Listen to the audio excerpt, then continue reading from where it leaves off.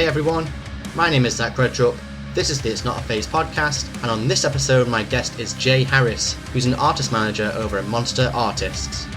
We talk all about what an artist manager does, how he became an artist manager himself, joining Monster Artists, tips for people looking to become an artist manager themselves, his past life in bands, and also some details about a new project that he's been working on. Now, if you enjoyed this or any other episode of the podcast and you want to show your support, there's a few ways that you can do that. Number one, leave a rating and review wherever you're listening to this. It takes just a few seconds and it really does help. Number two, share this on your social media, whether that be Instagram, Twitter, Facebook, wherever. Or number three, if you want to go the extra mile, you can pay a little bit each month to join the Patreon, and in return you'll get access to episodes early along with some other perks, or you can pick up some merch from the store. All the links to that and the podcast socials where you can follow us can be found at itsnotaphase.co.uk. That's itsnotaphase.co.uk. And now with all that out of the way, let's jump right into this week's episode of It's Not a Phase. What's up everybody? Thank you for joining me on this episode of It's Not a Phase, where I'm joined by Jay Harris, who is a artist manager over at Monster Artists. How you doing, man? I'm all right, thank you. How are you? Yep, all good, all good. Good. Yeah, thanks for taking the time out to speak with me about all things artist management. I'm sure you've got a lot of experience and insight that's going to be very helpful and insightful to people listening. Hopefully so, yeah, I hope so. Let's just start off with the very basics of it all. So in your words, what is an artist manager and what do they do? What is their purpose in the industry? It's a fun one. I think that the thing is, it's such a vast, wide role, it would be quite difficult to say exactly, like pinpoint what we do. I mean, ultimately, I kind of see it as the main priority is managing kind of the day-to-day of the artist and also strategizing their career and, you know, where they want to end up and working directly with the artist one-on-one to try and reach the goals that they want to reach. For me, it's like a very holistic process of like it changes from day to day, and it's all about kind of feeling what we're working on at the moment. And, you know, some days I'll be doing a lot of admin stuff and other days I'll be doing a lot of communicating and building inroads with labels and agents, promoters and everything. So it's kind of like an over-encompassing, like no pressure, but I'm sort of the career livelihood of the bands I work with is in my hands to some extent. But I think it's a great feeling. Like, I made that sound terrifying, but I think it's a great feeling when, you know, like we were working with like-minded artists and we're all working together for a collective goal. So yeah, I kind of just oversee a lot of everything and try and make sure everything runs smoothly and all that. Well, like you say, like artist managers have a lot on their plate in terms of so many different facets of what they do as a role. And I guess depending on like what kind of position you are, there's like certain things you would do in one role but not in the other. Like, I guess depending on how independent you are and the band as well, you probably kind of dabble in the publicity side of things or like the business side of things, or kind of a personal assistant and all that kind of stuff. Yeah, it's I mean, obviously I would say one thing is that it's going to vary. Every manager has like a different approach and the level they're involved. And obviously some bands, you know, will have like 3 or 4 managers. Like for me, I'm like the sole manager basically on the 2 projects I work on, which is Raptors and As Everything Unfolds. And I think like a lot of what I do is kind of just facilitating like opportunities. A lot of time I'm like the middleman. So when we're talking about press and stuff, for example, as you know, our press works already, but the press team themselves will kind of seek out the opportunities. And then I've got a lot of just the organising the availabilities of the band and making sure that, you know, whatever we're going into is something that the band wants to do and that they're comfortable doing it. And that we kind of like make sure we're working with the press team to make sure that like everything we're doing is like in line with we're promoting whatever we're trying to promote at the time. There's a lot of just kind of day-to-day communication about goals. And again, like it's not just the band that I'm going, oh, what would you like to do? But, you know, it's also with the press teams. I'm relaying what do you guys at the press team think we should be doing? This is the stuff the band wants to do. A good example is that recently, obviously, Charlie from As Everything Unfolds, she said that she really wants to start trying to do some more podcasts and stuff. So, you know, obviously she was recently on your podcast, and you know that's the sort of thing that she's kind of like got around at the moment because it's something that's interesting to her. So again, it's a lot of about kind of feeling and listening to what the artist wants for me, and like trying to make sure that I'm facilitating those opportunities. And like I said, like I'll sort of relay it onto the press teams, who will then go ahead and try and find it. But I've worked with artists as well on a smaller scale who don't have a press team, where then, yeah, I would be like, I kind of act as the PR agent a lot of the time as well. Like I'll reach out to publications, see what we can do, and podcasts and stuff. It's really vast, because it kind of depends on what each specific person you're working with requires. I wouldn't want to go as far as sound like I'm a press person now. Obviously, that's a whole other job. And like, to be a proper PR person is quite a full on. I don't envy them, put it that way. Yeah. Lots and lots of emails, but I guess you're kind of involved in that as well, like mounting. Oh yeah, I'm in like every email thread about discussing things and stuff. It's always keeping an ear on what's going on and all that jazz. Yeah, definitely. So if we take a step back a bit further, what kind of, when you were growing up, what kind of bands and records were you really into that when you were growing up kind of made you think, oh, you know what, I want to kind of be a part of this industry. I want to kind of, put my hands in this. I think, like, for me, the moment I kind of found the sort of music I like was, I had one of those, I cannot remember off the top of my head which one it was, but they had the Now That's What I Call Music albums. Oh, yeah. Like, my mum used to always buy them, probably in the hope that I'd listen to them and turn out normal. And she, I remember like I had one and it had I Miss You like by Blink-182 on. And I loved that song. Like the rest of it, I was like, yeah, whatever. But like I always used to play that song over and over, and eventually convinced my dad to get me that Greatest Hits like Blink-182 album, which came out, kind of in my developing years. I think that must have been like early 2000s, something 2001, 2002 when it came out. Like, maybe it's a bit later, but I remember getting him to get me that, and then that just kind of blew my whole world open. Because, like, I would say, like, as well, in terms of Blink, for example, I Miss You is a very commercial song. So, like, hearing the Greatest Hits with, like, Carousel and Stockholm Syndrome and all that sort of stuff, and I was like, yeah, this is, like, what is this? Like, this is crazy. But, yeah, that was, like, the start for me. Like, I really liked Blink-182 and Green Day, as did a lot of people in my sort of age range. And then I found out a lot about like the Drive-Thru Records samplers and stuff, if you remember them. Yeah. And I fell in love with all like the Drive-Thru bands like Midtown, Houston Calls, and all that sort of stuff. And I was just like, yeah, this is crazy. Like it just, you just hear something and you're like, oh, this is what my ears have wanted, and you don't even know it until you know it.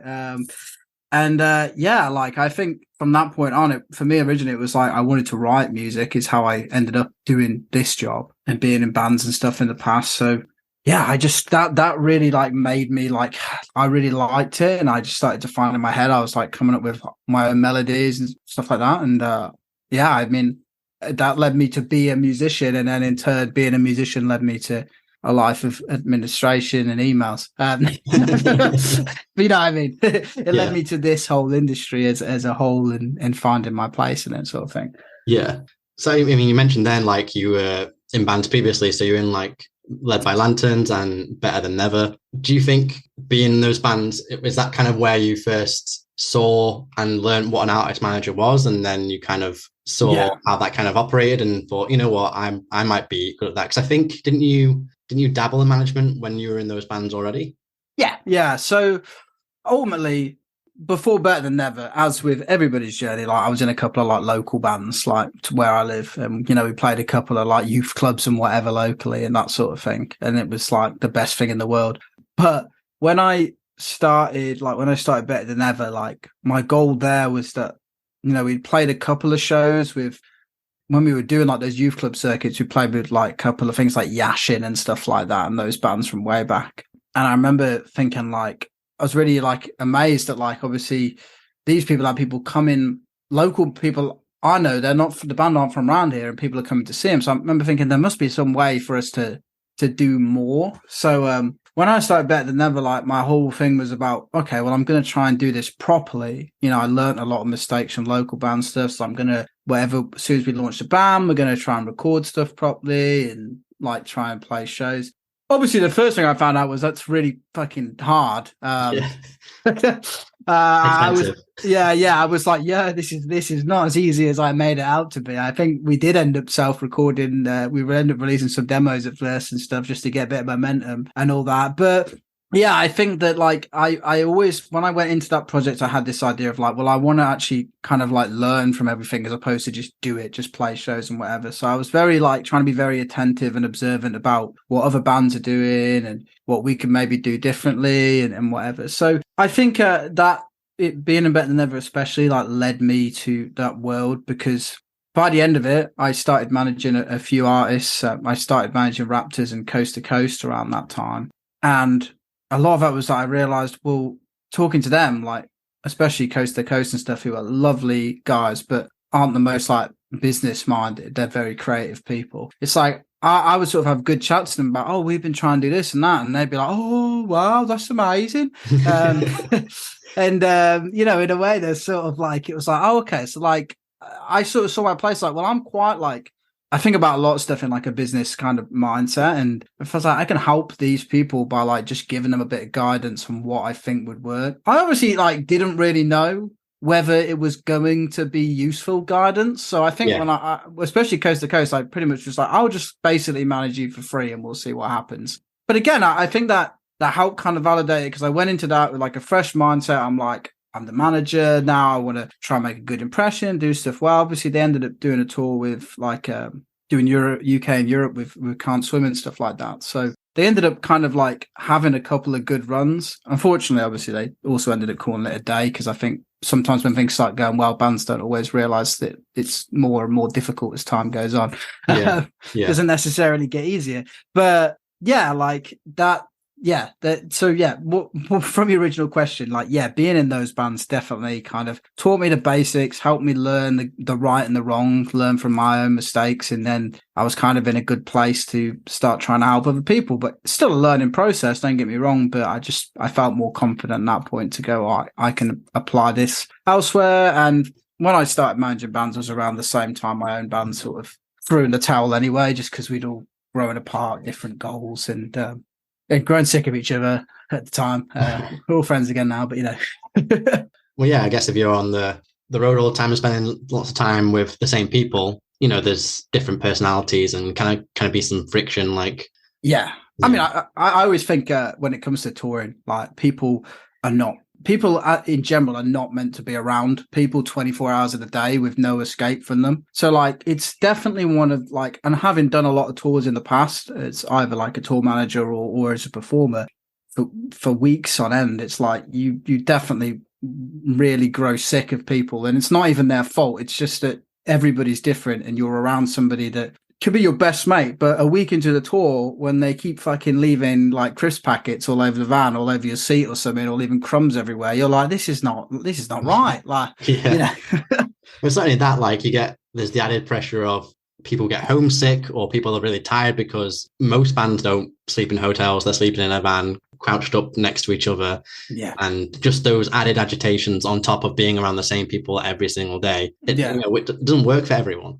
No, it doesn't. I've been quite blessed that I've sort of just like, I kind of just zone out. Like, we did a lot of tours when I used to play bass for Lizzie, and when I used to be in Level Lanterns and stuff like that. Like, almost all the tours we did was for the most part like floors, staying on floors. I mean, one time in Better Than Never, we ended up staying in someone's fucking garden outside because, because we had nowhere else to stay, and he was like, "Oh, my mum and dad won't let you in my house." So we were just like, "Well, van's too small." It was the summer, so we were fine. But I've definitely been in those moments, and you look back at it and you think, God, like when you describe that to most people, they're like, I would just fucking quit. Like, why would you do that?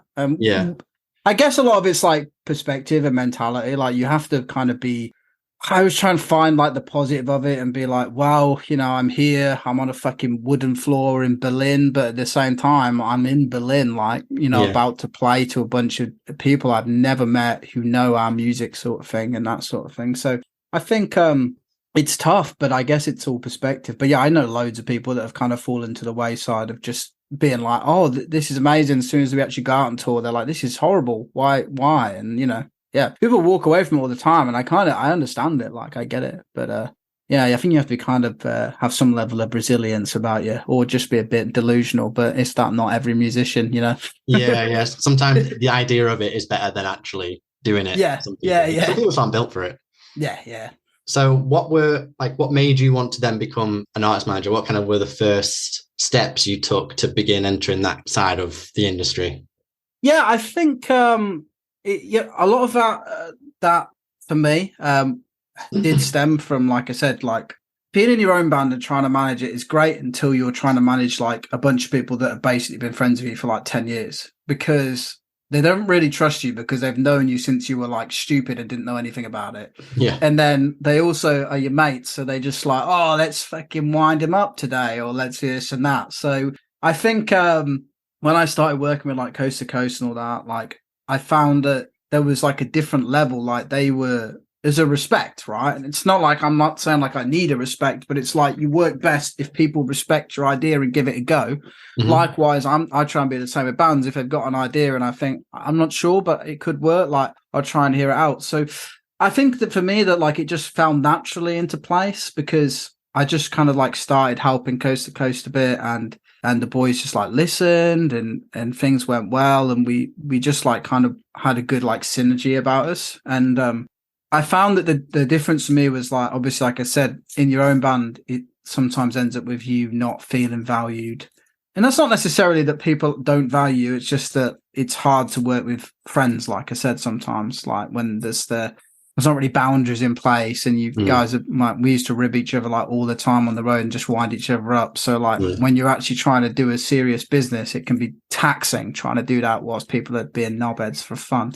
As much as I do love them all now, and Ed, to be fair. But yeah, I think the fresh mindset of like working with people, them listening and being like, oh, we're actually on the same page. We're trying to get the same goals. We're trying to get the same shit done, and we're all taking it seriously. Like, for me, like it just felt a lot more rewarding, and I just kind of like slowly started to lean into that world, and obviously it's kind of led me to where I am now. So yeah, so well, kind of like I said earlier, you're part of Monster Artists right now as an artist manager over there, and you've only been there for what, like a month, 2 months, something like that. Yeah, give or take. Yeah. What's it been like working with them? I gotta be honest, like. Again, like I think because I work quite independently, like a lot of it is one and the same. So before that, I was at Saviour, and me and James, the other manager there, work independently from each other. We never actually worked together on any projects. Like we'd help each other with contacts and ideas, but we basically do our own things at that company. And it's at the moment it's very similar at Munster.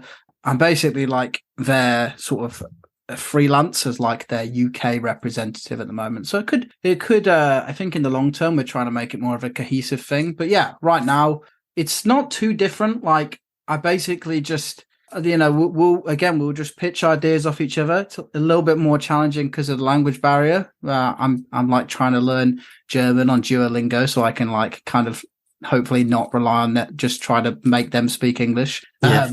But you know, like it minus the different like language, it really is one and the same. Like I just sort of crack on what I'm doing, and you know, if there's ways that I can work with other managers there, maybe introduction to new contacts and whatever, like we'll do that sort of stuff. But apart from kind of sharing ideas and stuff, like it's not too different really. Yeah, so you mentioned being with Saviour Management beforehand, which I guess was kind of your first break into artist management properly, as opposed to kind of doing it on your own. Like, I guess you got quite a lot of not only like invaluable skills and experience, but connections there as well, and meeting other people in the industry that kind of helped you progress as a manager. Yeah. So I was like working completely independently for like the first 6 months of managing bands. And I honestly didn't have a clue what was going on. Like, to be honest, I was like trying to like feel it out. And like, you know, sometimes you just like make mistakes on the way. You talk to people in a way that you think like, oh, this is how I would contact a label. You know, I remember one of the first things I did, which like absolutely scarred me in a good way. I sent like a demo to a label of a band that I was working with, and like it was like a home recorded demo, and because I'm a creative person, I was like, oh, I can hear the potential here. They could, like, my first thought was like, well, I'll send it to them, and they'll see that it's quite a big label, and obviously they were like, what are you doing? And I was like, oh, I'm sorry. Like, I was like, I know it's not finished. I was like, I just think there's a lot of potential here. And, you know, my mindset was in the right place. I was like, well, if they see the potential too, they'll maybe fund it. And, you know, again, this is like a couple of months after I started doing this job. And they were just like, again, you do get it in the neck sometimes. They were just like, don't ever send like this level of unfinished stuff to like a label of this size, because nobody will take you seriously and that sort of thing. So, when I started out, I was kind of making mistakes like that a little bit. And I remember thinking like I need somebody to like mentor me a little bit so that I can kind of ask them and go, look, like I want to do this. What do you think is the best way to do it? Yeah. And I originally tried to ask James about that because I knew him already, but obviously he was kind of like, dude, like you're a different company. Like I'm not going to just give you all my secrets sort of thing.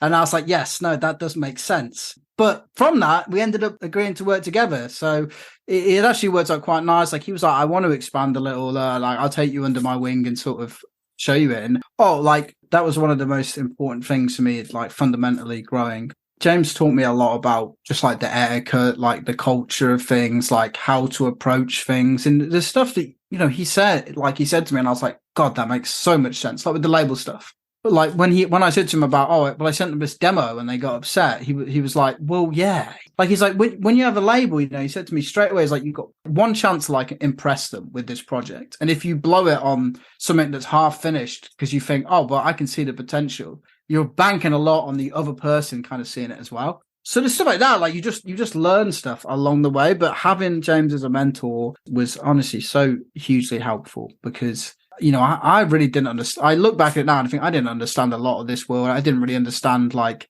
just simple things because I hadn't dealt with it on the like kind of local band level I'd been on, like, booking agents and national promoters and all this. I was thinking, what are the differences between these things? Like they seem to do similar jobs and stuff like that. And, he like, again, it's like having somebody kind of show me the way and teach me the ropes was like, I mean, I'm more grateful for that than anything else, like because I still learned it to a degree on my own, but I was able to do that without making stupid mistakes and looking like an idiot and having to then do loads of work to make myself more respected in, after causing a ruckus. Yeah, I think in this industry, a lot of it is you have to kind of do the job to learn the job. Yeah. And it's just unfortunately the way that it is. But I guess kind of like what you've said there, having a mentor who's kind of done some of the trial and errors that you started to experience there, like send the demo to the label, like you say, it kind of helps you learn what is right and what is wrong because the information isn't already readily available out there for the most part.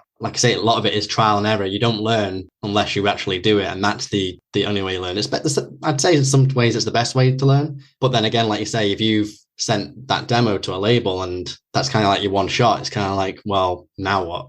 Yeah. I mean, yeah. And I guess that's a really good point as well, because I also think I'm talking about this and saying, I was really lucky to have a mentor. Like not everybody does have that, or people sometimes have mentors that aren't as experienced and maybe a bit more like pig-headed about it and they get taught things the wrong way. Like I was quite lucky that obviously James, he's like, a little bit older than me and he'd been already doing the job like 7 or 8 years when I got involved. So he himself had already made a lot of the mistakes, and he said that to me. He said, when I was starting out, like I made mistakes with how I presented myself and how I did things. And sometimes I was lucky to be able to learn in quite a constructive environment. But, he said he had situations where, people had ripped into him. Oh, like you've really like done this completely wrong. And it's like really rude. And it's like, I mean, I would say that your point about trial and error is like one of the key things. And I think it's what puts a lot of people off because they think, well, I don't know how to do it, so I don't want to.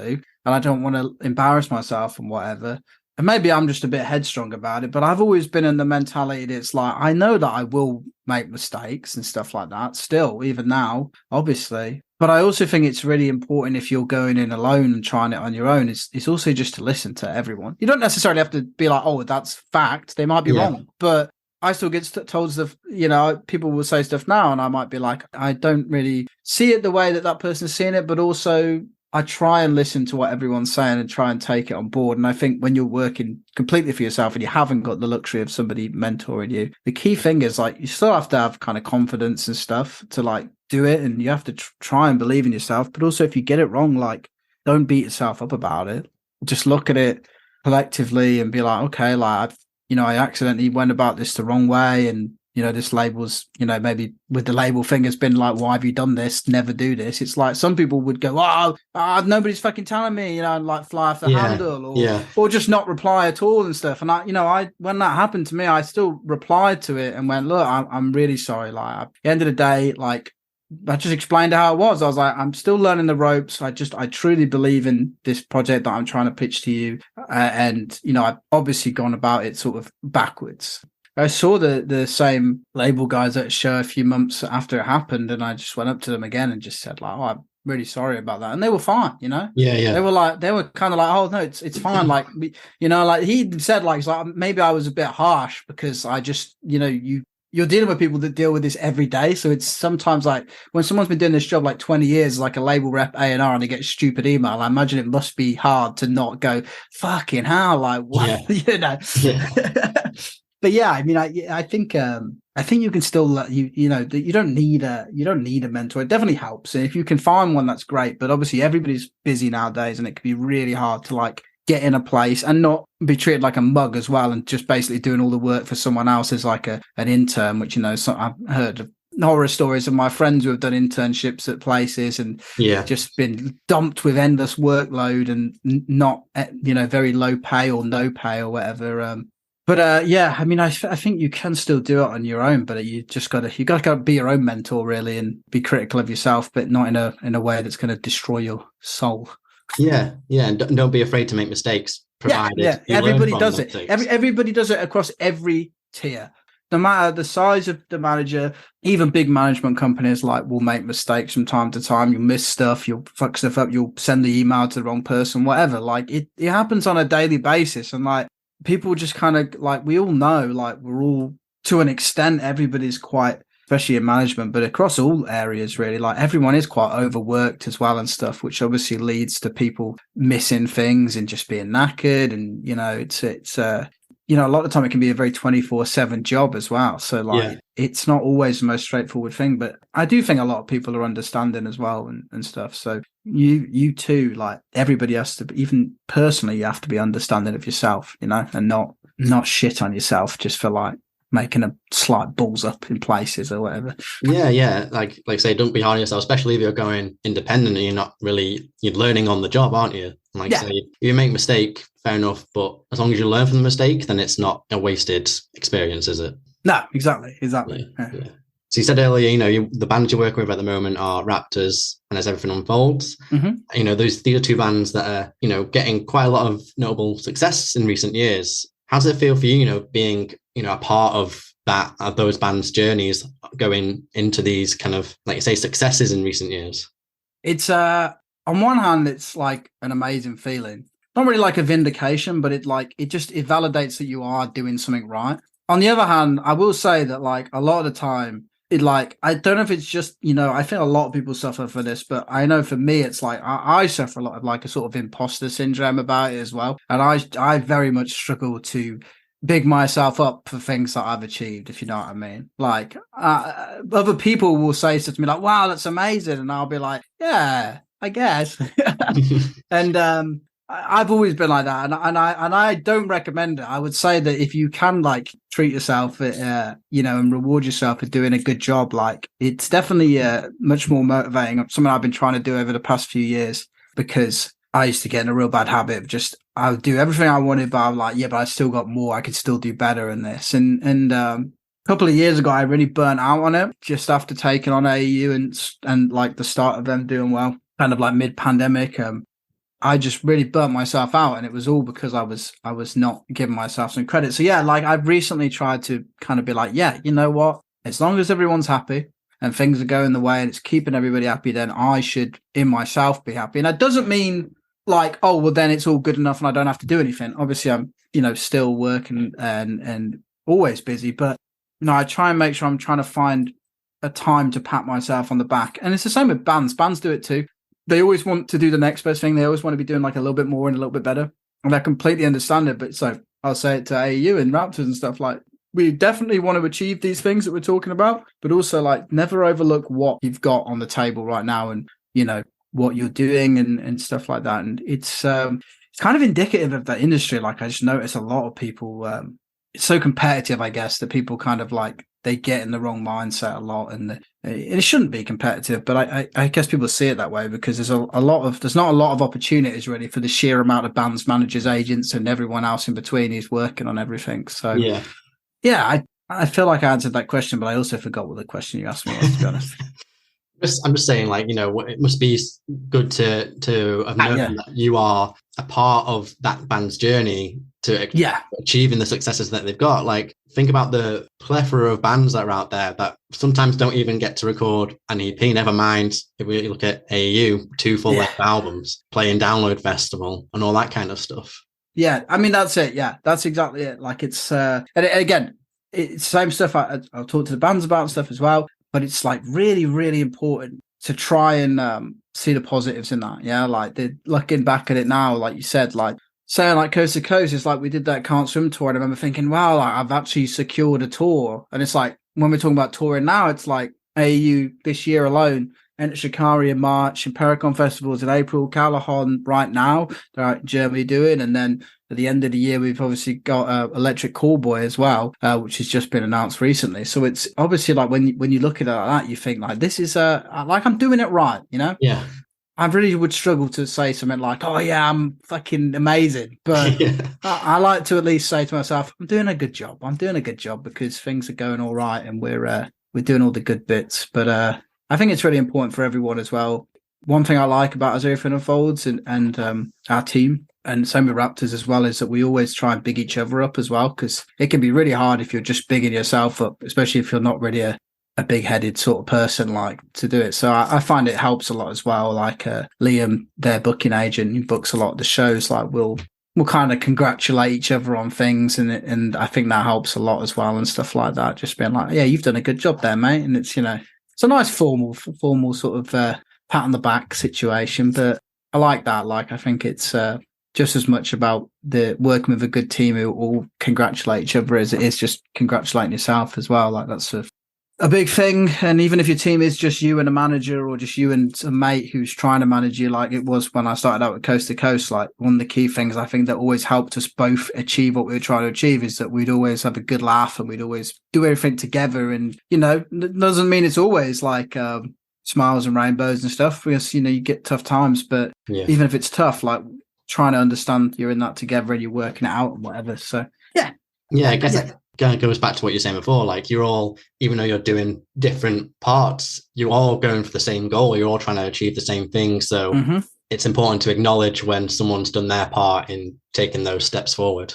Yeah, 100%. And, as a manager as well, I've always tried to work with artists that see that, that are constructive and we work together. Because I would say this this is, maybe people will disagree, but from a manager's perspective, it's like I've always seen it as like everybody is collectively responsible for the success of the band. And that doesn't just mean the industry team, but also the band themselves as well. It's, the best successes I've had, take a band like As Everything Unfolds, for example, is when the band are also involved in the process and they care about it in the same level that we care about it.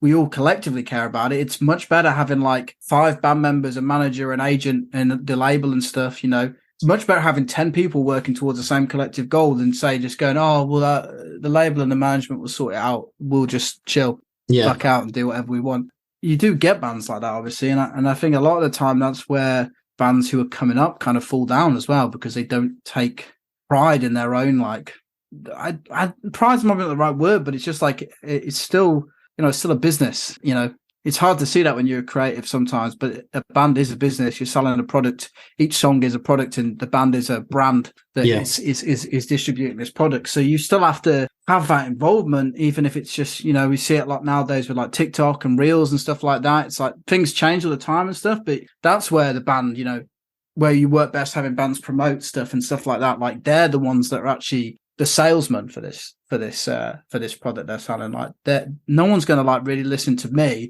in like a social media space saying, oh, check out As Everything Unfolds.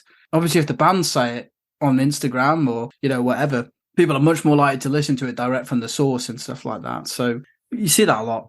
But I think those are the best teams are when everybody links together and there's like a really good synergy and everybody's bouncing ideas, creative, constructive, and like you say, working towards the same goal, isn't it? So yeah, definitely. So what's the general process, either for you personally or generally like with an artist management firm, when you take on a new band or artist? Is it more so you scout for the artist, or do they kind of approach you, or is it kind of like a mix of both?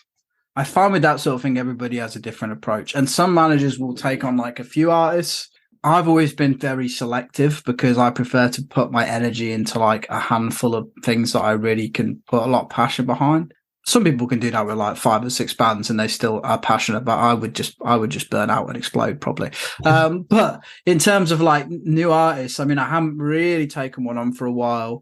Most recently was probably helping a friend of mine called Sinzi, who's like a trap metal sort of artist. And I was helping him sort of develop his career a little bit, not really as a manager, more just as like a friend, like offering as much advice as I can dedicate time to. But yeah, it's for me, like say Sinzi, it's like I kind of found him just because a couple of people who I'm close to had mentioned him. So John from As Everything Unfolds produces a lot of his beats, stuff like that. And also, like, I kept bumping into him and he sort of kept just kind of being like, oh, yeah, like, we should work together. And sometimes it's annoying, like, when people do that, but he had quite a cheeky way of going about it that sort of intrigued me in a weird way. Like, I was like, I like how this guy keeps asking. Yeah. Like, usually I'd be like, stop, but I kind of do like the music. And I think, with people like that, you're like, he's got a lot of, like, gusto and, like, passion. Like, he obviously wants to achieve. So, like, yeah, I guess, like, it's different for everyone. I get, like, for example, I get a lot of submissions. Like, I'll get, like, quite a few every week. And I've got to be quite honest. And I'm bad for, like, even checking them. I don't even mean to because I know how hard it is being in a band the other way around and trying to get management and emailing the management and being like, oh, like, we would have emailed hundreds of managers, like, when we were better than ever, like, trying to find somebody. But yeah, I mean, I think it is different for everyone, but I really just kind of like try and keep an ear to what's actually going on. The only bands I've ever approached are bands that I've approached, if you know what I mean. Like they've not really come to me. Like I've sort of approached them and just been a fan usually, and then just eventually got a bit of conversation going. Oh, you guys represented. I think like a golden rule I try and stand by is if obviously someone's like, oh, we've got a manager, then I'm not going to be like, well, I'd like to do it instead. If they're happy, like, yeah, it's sound. But I've been quite lucky that like As Everything Unfolds, like when I spoke to them, their manager Kirsty, who's great, but she was basically kind of stepping aside from management. So they were like, well, Kirsty's like stepping down just because she's got other things she wants to do and she's changing careers. It was just good timing, but it was still a sort of situation of just like, I just liked them. And I can't really remember exactly how I even got in touch with them, but I already knew the guys anyway. So it's a really difficult question because I'm sure a lot of other managers probably do maybe sit through submissions and check everyone and stuff like that.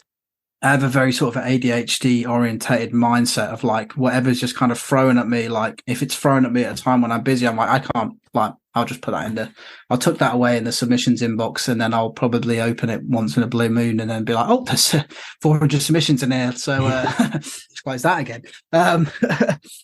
But yeah, everybody's kind of different, I guess, in that space. But my approach is I just kind of try and keep an ear on what's current and new and what's exciting.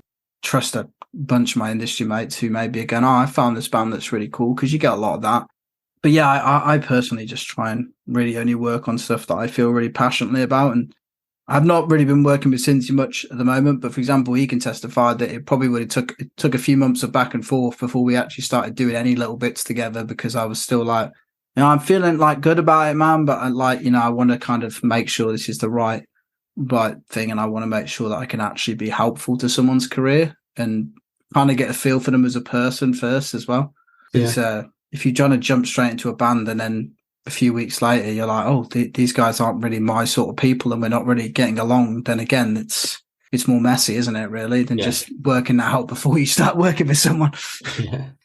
So when you kind of bring on a band, then what happens from there in terms of, not only kind of building a rapport with them, but starting to develop them? Like, I guess it kind of differs band to band, but is there, I don't know, like a common beginning process once you first bring someone on? Yeah, I mean, it's again, it's something that I've not done for a while, because I started working with As Everything Unfolds like 2019. That was the last band I properly brought on. Right. But usually what I would do from memory is I tend to like I say, have a couple of weeks of conversation. I'll have a few phone calls with them, ideally as a group. And on those phone calls, I tend to ask them a lot about what are your goals? Like, where do you see yourselves? What do you want to do and stuff? Because the first thing I want to work out is where they see it. Then I'll take that aside and be like, okay, what's attainable? And kind of, a lot of management as well is expectation management. So when you're taking on new artists, my prime thing is making sure that I'm really upfront with them about it. Some managers, again, will be more like, oh, it's going to be amazing. Like, you're going to get signed to this and do that and do this. So I'll make it happen. And maybe they will, maybe they won't, Like, I know that there's no guarantees of anything in this industry.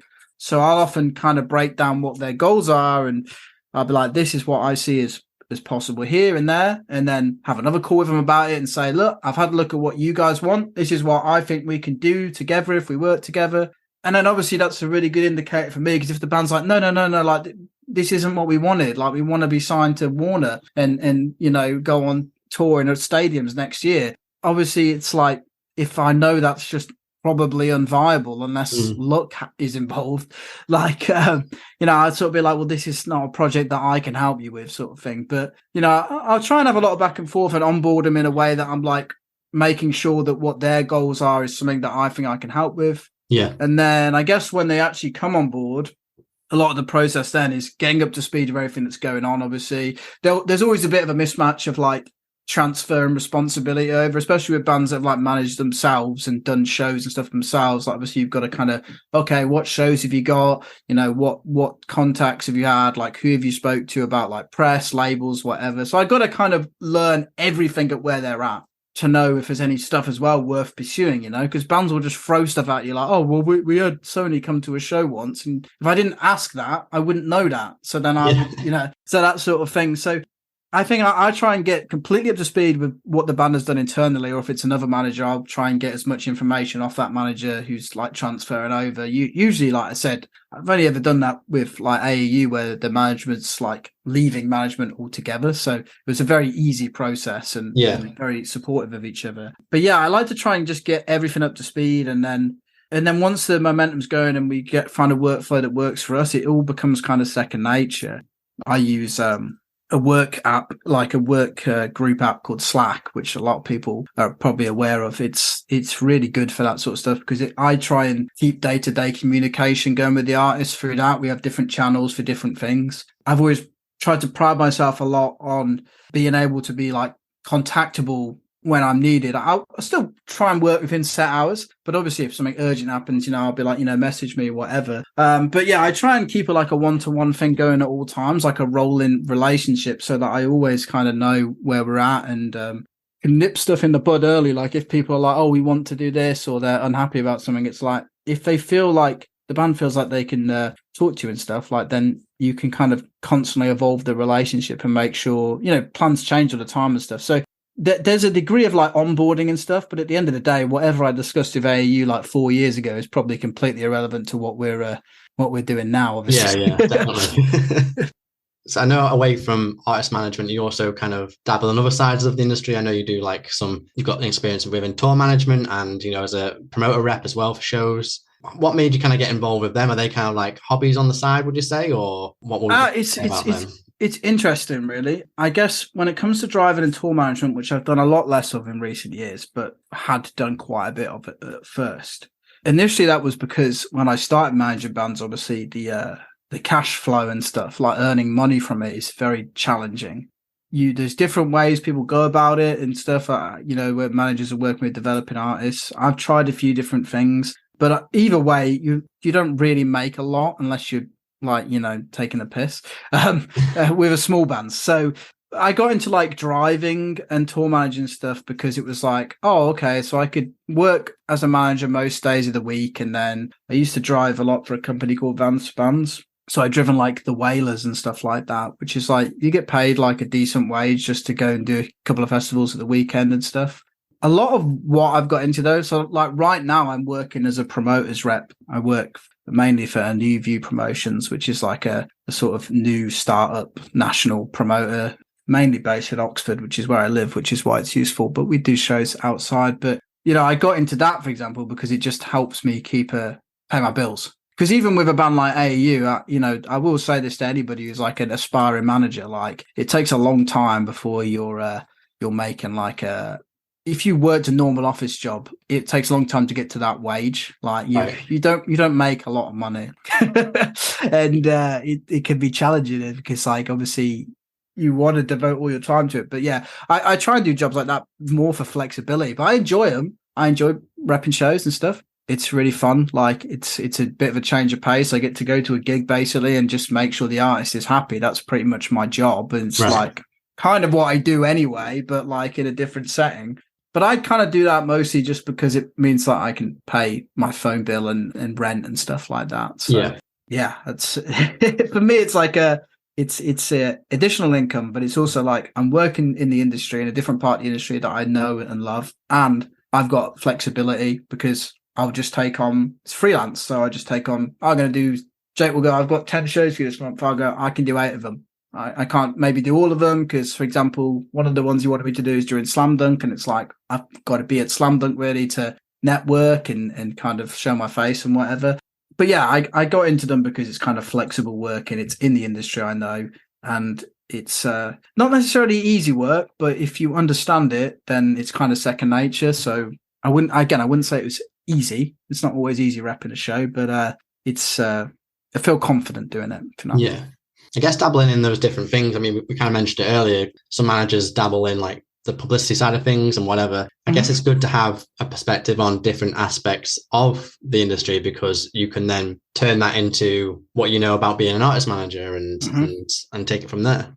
Yeah, well, like I said, I think because artist manager is such an all-encompassing role, I do benefit a lot from doing this sort of stuff. I benefited a lot from being out on the road as a tour manager because it helped me understand the behind the scenes and the inner workings of touring, which then I can take that knowledge in, and I understand a lot more about how tax works in different countries and how the contracting for shows and stuff works and stuff, and doing stuff like that. You understand, you see in firsthand how this stuff you're discussing on the computer, usually, the catering budget for this and that. Yeah. Like you see how that all gets implemented in a live setting. Again, same with the rep work. It's like, I'll be the one buying the rider. So like, I kind of get a good insight to like, oh, this is what people are asking for. And this is how the budget is allocated and stuff like that, and I'll be the one kind of like seeing how all the venue, like I'd see a lot how it works on venue production side and stuff now, which is really helpful for me understanding, even with AU stuff now, it's like, I kind of know what's realistic to request in certain venues. And I know,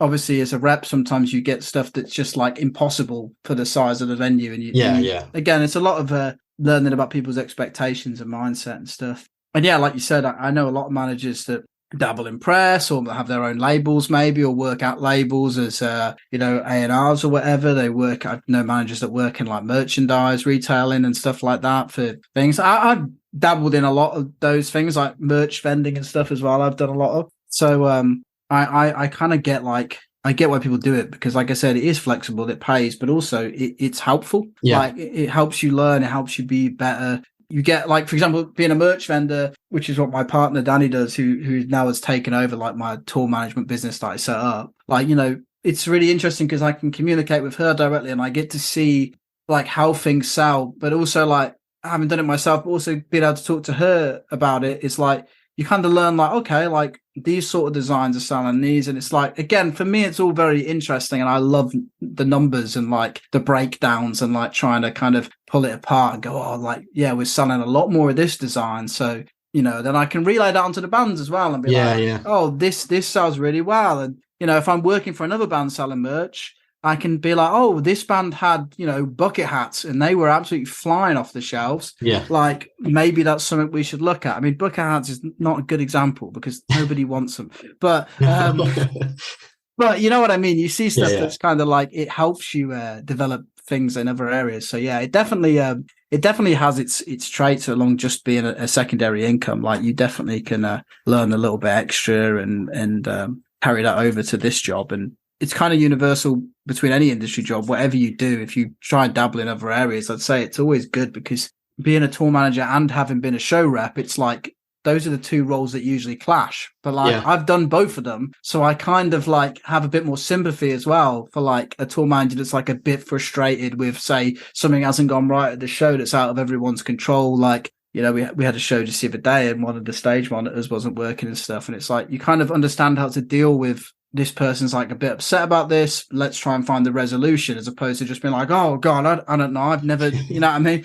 Like, Yeah. so I guess it helps a lot more than I even think about, to be honest. Yeah, it's good to have that kind of perspective. And then, as you're saying, like you have all these transferable skills and knowledge and insight to, you know, when you have those conversations with people and with the band.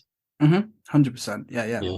So what advice would you give to someone who's maybe upon listening to this or before listening to this has an interest in becoming an artist manager themselves? What advice would you give before they kind of start taking that path?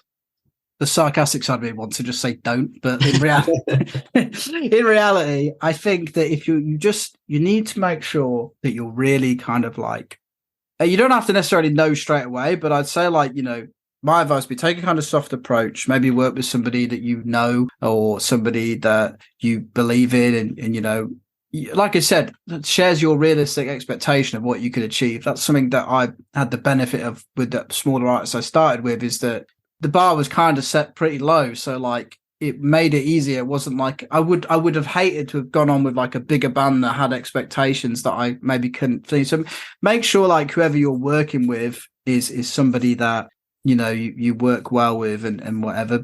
And I guess just kind of like try and allow yourself to understand that, like we've discussed at the start, like it's not going to be like the most straightforward thing. It's probably going to be like mistakes and stuff like that. And that's why it's important to work with people that allow you to grow and learn. I'd also say like try like, and I've suffered this firsthand, it can be really easy to get yourself in a headspace where you want to give up, because before As Everything Unfolds, when Coast to Coast sort of called it a day and whatever, there was a very big part of me that was like, well, the driving's going okay. I didn't necessarily enjoy it, but I was like, I'm getting a lot of work from that, and maybe I should just nip this in the bud, like this manager thing, sort of thinking I'm not really like, I don't know if I'm good enough. Like I said, I always struggle to tell myself I am. So I think before I'd had any like visible success, I definitely said to myself, like, I'm going to call it, like, you know, I had that conversation myself. It was just weird timing that As Everything Unfolds came along and this opportunity came along. So I told most of my friends, like, oh, I think I'm going to stop managing bands. So obviously when I said, oh, I'm going to take on As Everything Unfolds, they were like, what? Like, I was like, well, I'm going to give it a go. I'm going to give it one last go. I was like, I truly believe in this band, and I think there's some potential there, and I'm just going to give it a go. And if it doesn't fucking work, then the worst case scenario is they move on, probably find someone who did work for them and whatever. And the best case scenario is it goes well and maybe my perspective changes. And obviously that happened. So I guess like what I'm trying to say there is that it isn't easy when you start out. And as somebody that often just says to themselves, like, I'll just give up. Like, it would just be easier if I just give up and go back to working in Screwfix or something, which I did for years. It's like, you know, I stuck it out and eventually it kind of worked out all right, you know? Yeah. So I guess try and keep pushing through. If you really believe that you can do it and you do think you're doing a good job, you know, try and push past that negativity and ask yourself that question, like, but can I do this? But in a positive way, not can I do this? I don't think I can, but in a, can I do this? Like, think about why you got into it. If you still feel passionate about it, the reasons you initially did and why you wanted to do it, which has always been the case for me, that like I said, seeing friends bands and stuff that I just knew could do better, and just felt like talking to them, they just didn't really know how, or didn't have the time to like do the management side of things for themselves. You know, I knew why I got into this. I got into this because I wanted to see other people achieve like success, and I felt like I could help contribute to that. So I'm glad that I stuck it out and didn't just give up, and that I'm like, you know, now able to turn around and be like, yeah, I mean, what I've done has worked. Yeah, definitely. You know? Are there any specific skills you'd say that are especially important for someone to be an effective manager, whether that be like personal skills, transferable skills from other jobs that they may have? Yeah, I mean, again, I guess because it's so vast, it's like a bit of everything is good. I wouldn't worry too much about being like really good at one thing. I also think that whatever your strengths are, work to them, but you also have an opportunity to develop the things that you're weaker at. Like when I started out, especially, I struggled a lot with the more social side of the job, because being in the mindset of like, oh no, like nobody's going to give a shit about what I've got to say and that sort of thing. When you're in like so I went to the first Heavy Music Awards at the House of Bands, I think it was like 2017. I remember just basically shitting my pants the entire time I was there, because like, there's all these people, I don't fucking know how to make a conversation with any of them. And you see everybody talking and you're like, I remember I was sat in the little food bit just eating chicken wings and just being like, I don't know, like maybe I should just like eat these chicken wings and leave. They were nice, but it's like, I think from that night, again, it's something that I walked away from that night, and eventually I kind of bumped into a few people I knew, and it ended up all right, and I had a good time. But I also think something I took from that night was like, well, actually, I need to really like try and understand where I'm falling down on this. Which again, I spoke to James and I said, what advice do you have for striking up conversation with people that ultimately, in the back of your mind, probably are like, oh, great, another manager, cool. Like especially like label, radio, like even like press things, like I know that like a lot of my press friends and stuff, you'll know it as well. Like you get a lot of people like ask, and it's kind of probably overwhelming sometimes the amount of people that just want to. You can't. I'd say like when you were doing like the dead press sort of stuff, I assume that like there was a lot of time when even if you wanted to write about a band or something, you just feel like I physically can't put any more content out without just completely demolishing my website sort of thing. So yeah, pretty much, yeah. It can be really hard to like do that, because like if we'd met like back then, like my mindset would have been like, oh, there's Zach, but like he's probably got a lot on, and the last thing he wants is me asking him about another band, which is again isn't true. Like you still want to hear about music even if you know that you can't help at this time. Like you still want to be on have a finger on the pulse. But yeah, what I'm getting at is that I think even if there's skills that you don't have, the best thing to do is just try and work on them. Like I feel like I've got a lot better at the conversational side of things, just because I've kind of learned stuff that is probably second nature to other people. But like I learned a lot of skills about just trying to spark up a conversation. I mean, one of the key things is, and again, it's something that you do as a job, but asking people about themselves, instead of just trying to be like, oh, you're right. Say, if you say something obvious, like, oh, you work at Radio 1, don't you? They'll be like, yeah. And then It's like, where does the conversation go? Yeah. So I was trying to think, if I was trying to talk to someone that worked in radio or something, I'd sort of like, I try and like in the back of my head know stuff about what they're doing, so that I can at least be like, oh, like how's this show that you've started doing going, or I saw the other week that you had this, but like asking questions, like open questions, is so key, for example, on like a social side of things. So that's something I've learned from doing this job, that like it sounds stupid, but as somebody that spent most of their developmental years just like with about 2 or 3 mates in school and then playing video games most of the time, I didn't necessarily learn social skills quite the same way as people that were like going out to like parties and stuff like that, So it's something that I've had to kind of like force myself to learn how to be a normal functioning member of society. Yeah, I think like networking's an important part in any area of the industry, isn't it? Like I'm kind of like you, like networking isn't my strong suit, but I know obviously it's something that has to be done, and I have got better at it as it's gone on and stuff. And I think sometimes, like say, if you notice someone that you maybe haven't met before, but you know them, like say, if you kind of think before you like approach them in a conversation, like what can I say to kind of start a conversation, which isn't a closed question, like say open questions, to actually have a conversation and then go from there. And also just like a genuine interest in what they're saying. Because it doesn't have to be like a huge conversation that goes on for 10-20 minutes. No. Sometimes just showing your face and just saying, hey, this is who I am, this is what I do, what do you do? Oh, it'd be cool to connect. Also, you think about it from that when you're on the other side of that situation, right? When you're kind of, like I said, when you're feeling like kind of afraid to start a conversation and stuff. When you're in those situations, the main thing you think is, I really fucking wish someone would just come and talk to me. Yes. So like someone that like is in, like either I know or is interested in something I'm doing, so that I can just converse without having to like feel anxious and whatever.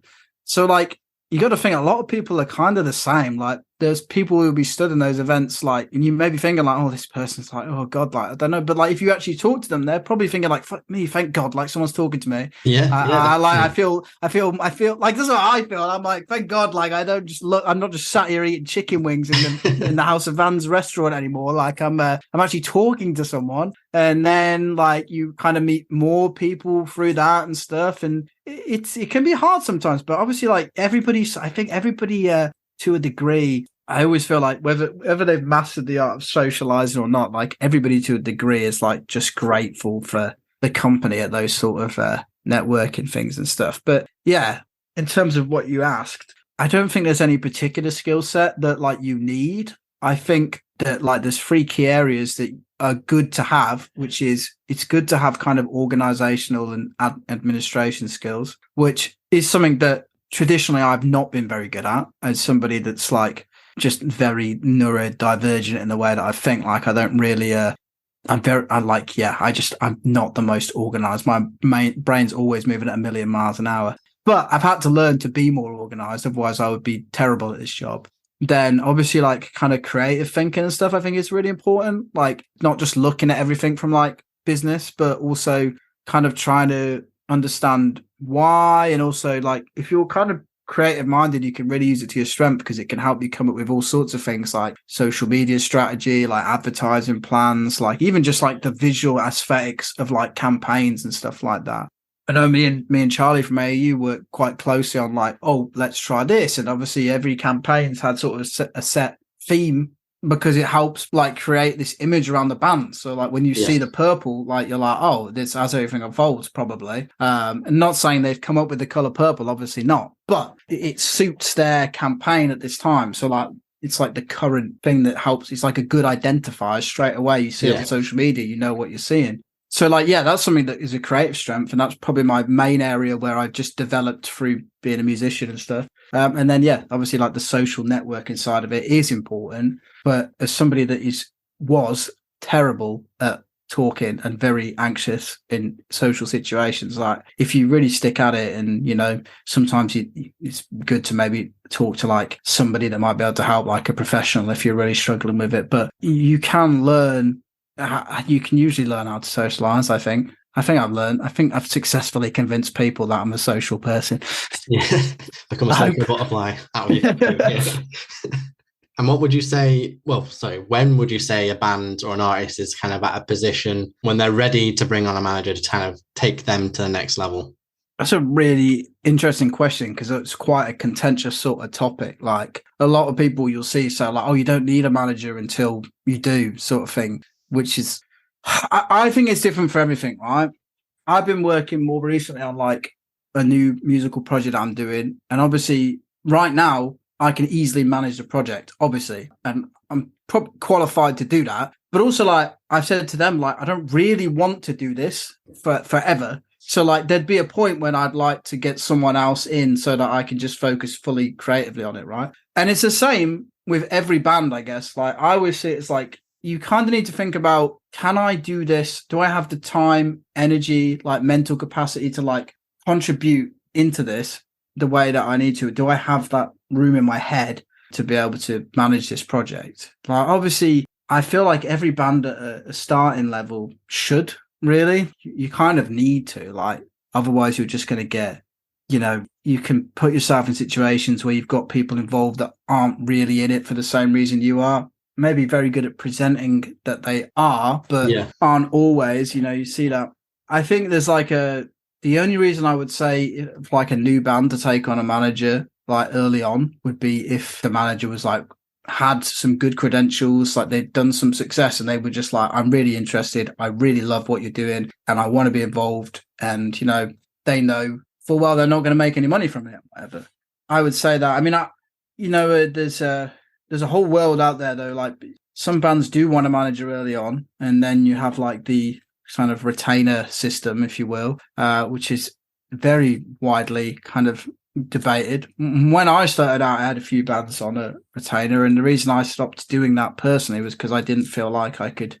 I felt like it didn't feel right. It felt like I was kind of felt like I was trying to hit a quota, really. Like I was like, oh, I'm getting paid X amount per month, so I need to do at least X amount of hours work per month. Yeah. And sometimes you found like there's not always that much to do in some months, so you were just filling the gap with not pointless things, but things that you're like, and you end up like just wasting your energy on stuff that you're like, this isn't really like thing. And for me, it wasn't something that I felt comfortable doing and nipped in the bud. Like, but I did always try. I did try my best to make it worthwhile. I didn't want anyone to ever feel that. But I know that like some bands have said to me, oh, we're paying this much to work with this guy, and nothing's really happened, and he said we'd get all this and that, and it hasn't. And I'm not going to go around like pointing names and fingers, but it's like, it's a shame, like I feel like some bands think, oh, but we need a manager. We need a manager to get shows and festivals and record deals and whatever. But the reality is like, that's something that just comes with time. And like, you can still build that with time as being an independent band.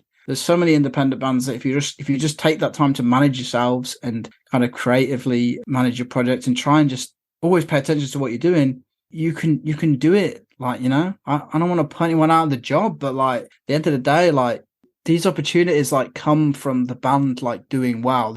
I don't really feel like they come very often from like just a manager being like, yeah, I'll just get you signed to this massive label. I'll just do it. It's like, give me this much amount of money and I'll do it. Like, because it's not really the reality of how it works. I don't know. Maybe call me naive. Maybe that is something that happens. I'm just like completely oblivious to it.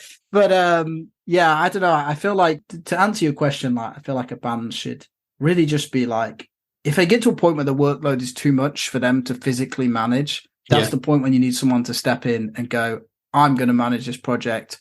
Like I said, that you need to make sure that person's in line with your goals, shares the passion that you do for it, and works their fucking ass off to help make it be what it needs to be. Like, I wouldn't really like, it's such a hard question to answer really, because obviously some people will disagree with that and be like, oh, well, no, actually, I think I need a manager early on because it helps create good practice and whatever. And it's like, yeah. And, like I said, I'm used to like, I came from this from managing my own band. So maybe my brain is wired that way. So to me, it seems second nature. And obviously some creative people, it isn't. And they're fucking 200% creative, and then I've got about 2% like business mindset, and they don't always see it. It's like, well, this is how you got to do things. So I don't know, it's different for everyone, but I guess just try and make sure like when you consider getting management, it's at a time when you actually feel like you need it. Ask yourself, do we need this guy? Will he improve what we're doing and whatever? And also I've always tried to do this anyway, but try and make sure whatever you're getting involved with is something that you can walk away from if it's not working out.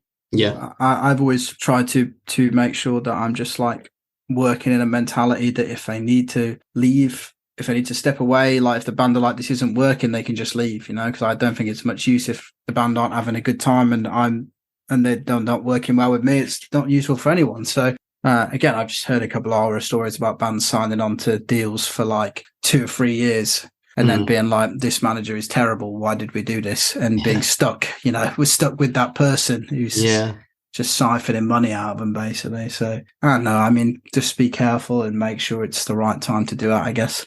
Yeah. Well, you mentioned a moment ago there that you are working on a new project of your own, going back into the band world that you came from. What can you tell me about that project? What's going on there?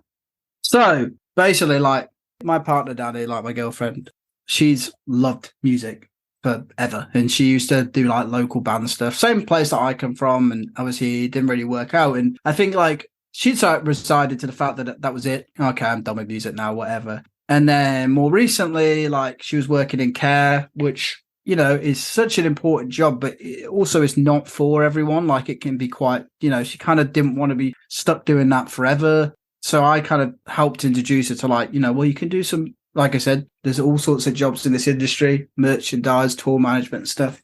And she's really like found her own way in that world. Like I kind of just showed her the door and she's built her sort of career, I like it's all her, but also she's still obviously first passion is creating music. So her and a friend, Chris, started writing music around like our house. And I am just such a nosy, pokey bastard that like I was kind of like, oh, like maybe you should try doing this here. And I started kind of like writing with them, and the whole time being like, I'm done being in a band. Like, I'm never going to be in a band again. I don't want to do it, because I had my own like stresses from doing that, and obviously, like I said, I sort of, because my last band sort of like imploded on itself just because we all fell out. I was just like, yep, that was traumatic. Never doing that again. But in the end, we ended up writing a lot of the music with them. And then sort of having this epiphany where I was like, it's going to be kind of weird going to see my girlfriend's band with some other bloke who's not written the music, playing the music on guitar, and being like, cool, being that idiot in the crowd that's going, oh, I wrote that one. And them going, yeah, sure, man, sure. So, I just sort of ended up being like, you know what, fuck it. Like, I'm going to give it a go. I'm going to go back to it. And I've gone into it. I realized my mindset has changed so much, and I'm hoping it just makes it so much more of a positive experience, because by the end of it, I got so bummed out by like the whole industry side of it, even though I ended up doing that as a job. But being a creative, I was like, this is fucking horrible. Like, we had like a small label and stuff like that. And it's like people would, not to be horrible, they just pull everything apart. Oh, this song's not good enough. This could be better. Oh, we don't think that one's going to make the cut. You're doing press and stuff, and you're like, fully believe it, like, oh yeah, we're gonna end up in Kerrang or some shit, and then you don't, and you're like, oh, this is so crap, I hate this. And I just became so like disheartened because I built it up so much in my head. But like the beauty of it, entering it again now, like being a bit older and a bit wiser and having done this job, is that I actually understand a lot more how it works. So I'm able to like know, like I know that like a small win, for example, like just talking about it on a podcast or getting like a bit of press online, anything like that, like you still need to treat it as a win. So I sort of just ended up getting back into that, because I know that my mindset now is based around, well, I'm actually doing it because I just really enjoy writing music, and I always have, and I've told myself I don't because I had a bad experience. And then I owe it so much to Danny and Chris in a way, because they just allowed me to intervene and just start writing stuff. Yeah, and obviously they were like, "This is great. He's writing the whole fucking." Instrumentally, I didn't do much on the vocals, but they were, like because of that, like I owe them so much, because like being in that positive mind space and just them being like, "Yeah, this is cool," and like even if we didn't like stuff, we'd like they were much more constructive to work with. Oh, like maybe we could try doing a little differently and all that. And I suddenly thought like I haven't enjoyed writing music since probably 2017. So like, to sit down and actually write stuff and not just enjoy it, but, end up writing like 30, 40 songs. Obviously we whittled that down now. But like just being able to sit and write that many things, I kind of sat back and looked at it and thought like I can't believe that I've actually managed to do this with, and I, like I said, I owe a lot to them for like helping me reach that point. But like, yeah, I mean, I'm very excited for it in the sense that like, it's just going to be something that like we take a lot of pride in, but we're just in it to enjoy it, and whatever happens. We all have other things going, so it's not like we're putting everything, all our bets on one horse sort of thing. But yeah, I'm super excited to like put the music out and stuff. The new project is, I haven't mentioned anything about it, just how it started. So it's called Darlah, which is named after one of the characters in Buffy. Danny absolutely loves Buffy. Like, I cannot describe the level of which she loves Buffy. She's watched it like 60 times and knows it back to front. And it's basically about 80% of her life. But it's like so cool to take influence from stuff. And I said to her like about it, I was like, well, this is like the thing, like, right? We can just name the band that because we're enjoying it. We're not thinking about, oh, what's cool, what's this and that. It's like, it's kind of, I said to her, like, it's cool just to embrace what you love. Yeah. And whatever, like, even if don't look at it and be like, oh, maybe people will be like, oh, why is it named after a Buffy character? It's like, nah, like people are going to be like, that's dope. Like everybody loves Buffy. Well, they should do anyway. If they don't love it, they haven't watched it clearly. But yeah, so that's the new band. And we're just kind of putting out a couple of singles throughout the year and all that, and just seeing how it goes. But again, it's nice just to be able to just do that, kind of to put it out and just be like, this is something we've created, what do people think, without having the pressure too much of being like, oh, there's a whole campaign, even though that does run through my head second nature. But I'm trying to only loosely manage it so that I don't get too caught up in the nitty gritty of individual successes of each single and all the analytics of it. I'm sure I probably will, but at least if I do, I kind of know now to tell myself that you're getting too worried about the long game, like just enjoy it in the now sort of thing. So yeah. So what's kind of the very basic plan then? When's it getting unveiled? When's like the first single coming out? Is there an EP? What do you know? So What's happening there? at the time of this going live, we would have like loosely announced it. The social media stuff will be live, and there'll be a couple of pictures and whatever. And the teaser trailer thing would have been out as well. And then the day after this, the first single is going to come out. So 26th of May.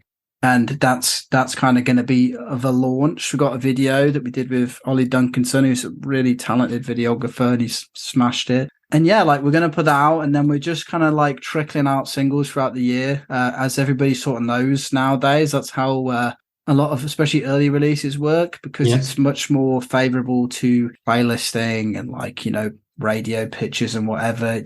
It's interesting. I feel like it's, you know, it's changed. That's something that's really changed in the past 4 or 5 years, especially. The beauty of doing that as well, the singles throughout the year, is just like we can kind of also keep shaping it and building the visual thing, and we can see how people respond to stuff. And people like that, let's do more of that. People didn't like that so much, let's not do that sort of thing. Like, don't want to rest too much on that, like, because you can get really caught up in a negative spiral of like trying to overanalyze. But yeah, I think it'll be like a fun, like relaxed sort of just putting music out throughout the year, see how it goes at the end of the year, and then yeah. It sounds exciting, man. And it's cool that you've kind of found your love and interest in actually making music again. So I think as well, like just on a side note, that when it comes to this industry and working in it, it's like one of the most important things that I definitely lost sight of, and I feel like some people always do, is that you can get so caught up in the job because it's in an area that you have a passion for and love, that you kind of also inadvertently neglect your passions and the things you enjoyed about it. You know, if you put it on its base, like terms, like management and a lot of the jobs in this industry are essentially just office jobs in a way.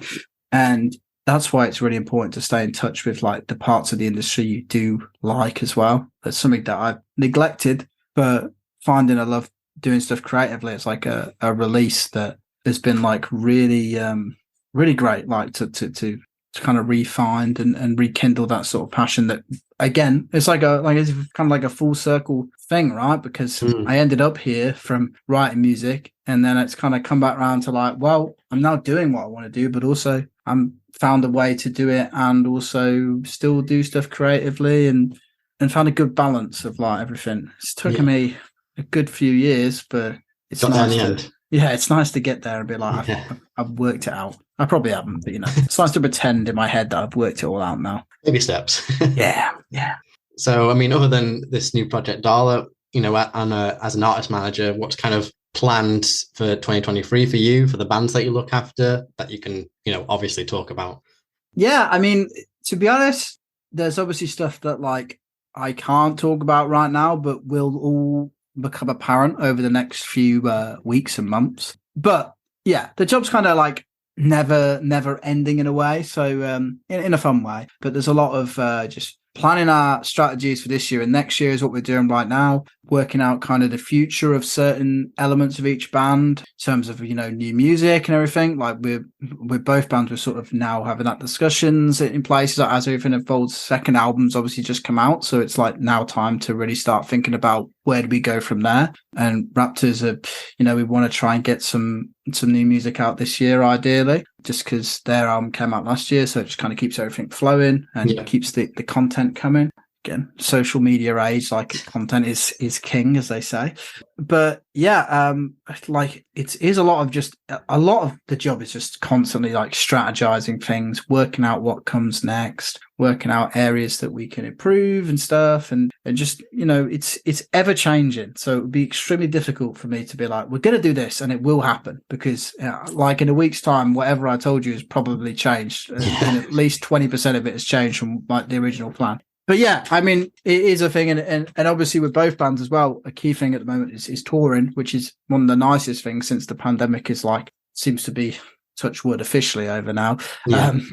It's like being able to get back into that. That's something that we've been trying to do with both bands, like get them playing festivals, get them on tours, and actually have a chance to promote their music in a live setting, which both bands basically missed out on in a way, because both albums came out during like sort of collective lockdowns and whatever else. So yeah, live stuff as well. Like there's there's a lot of stuff in the works, to be honest. It would be, we'd have to do at least another 7 hours of conversation to get through it all, probably. So, well, yeah, thanks very much for your time, Jay. I really appreciate it. Because I know from a press perspective, kind of what an artist manager does and stuff. But I've actually learned quite a lot in this conversation today as well. I'm sure people listening will have learned a lot. So thanks for sharing your knowledge and experience. Before I let you go and enjoy the rest of your evening, have you got any final words, anything you want to say, anything you want to plug? The floor's yours. I mean, I've probably spent this whole podcast like plugging everything under the sun. But obviously, like I said, in terms of the bands I'm working with, if you haven't heard of them, it'd be great if anyone listening who hasn't heard of them to check out both Raptors and As Everything Unfolds, both doing very exciting things. Obviously got my new project, Darlah, which, if you get time, I would love that if you could check that out too. And then, I mean, also just, this is a general message to everybody because people sometimes neglect it, especially you see it like all the time. Like there's so many amazing kind of like UK bands and beyond, but especially within our own country, there's so many amazing bands up and coming at the moment that are making moves and stuff like that. Everybody obviously knows a lot of them. Recently, like Harriet have been doing amazing things and a lot of stuff from like Knife Bride and stuff like that. There's loads of cool shit. So if you ever get time, just try and take some time to like find these sort of bands, because just like As Everything Unfolds with everyone else, like they're doing well now, but at the end of the day, like we all started in playing dive bars in Luton and whatever else. Like these bands one day might be your new favorite band. So I don't know, I think as a country and like as musicians especially and industry people and whoever's listening, like take some time to learn all those exciting bands that are coming through the circuit and all that. Cool. Enjoy the rest of your evening. You too, Zach. Cheers. Bye. And that is it. Thank you so much for listening. Again, if you enjoyed this or any other episode of the podcast, then please leave a rating and review wherever you're listening to this. If you want to support the podcast further, you can go and give it a follow on social media, pick up something from the merch store, or subscribe to the Patreon to get early access to episodes. All the links can be found at itsnotaphase.co.uk. That's itsnotaphase.co.uk. Thanks again. Hopefully catch you on the next one, and remember, it's not a phase, it's a lifestyle.